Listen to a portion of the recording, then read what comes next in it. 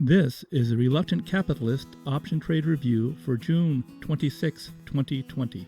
The option trades discussed are usually traded within a few days before the company's earnings announcement. Why? Quote, "That's where the money is."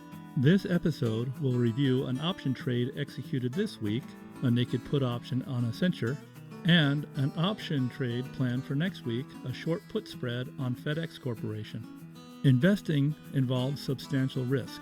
This information does not make any guarantees or promises as to any results that may be obtained from its use. Stocks and options involve risk and are not suitable for all investors.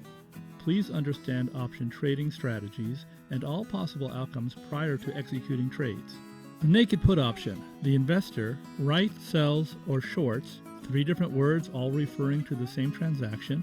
A put option with neither a long put option position or a short position in the underlying stock. These trades are evaluated as annual returns for reference and common understanding. While the returns may sound relatively high, a black swan event can result in an equally high or higher loss. A trade executed this week was a short naked put option sold on Accenture. A naked put option is selling a put option without buying a long put option, which would then turn it into a short put spread. The put option was sold on June 24th with a strike price of $180 and expired 2 days later on June 26th. This trade was made with confidence because there was an 83% probability that the stock price would stay above the lower cone support line around $190. On the option expiration date, the stock price closed at $212.47, safely above the short option strike price of $180. This trade was made with the will and ability to buy 100 shares at $180 a share in case the stock price dropped below the strike price. The option expired worthless on Friday, and a net profit of $26 was retained. The holding period return is 0.14%, which is $26 divided by 18,000.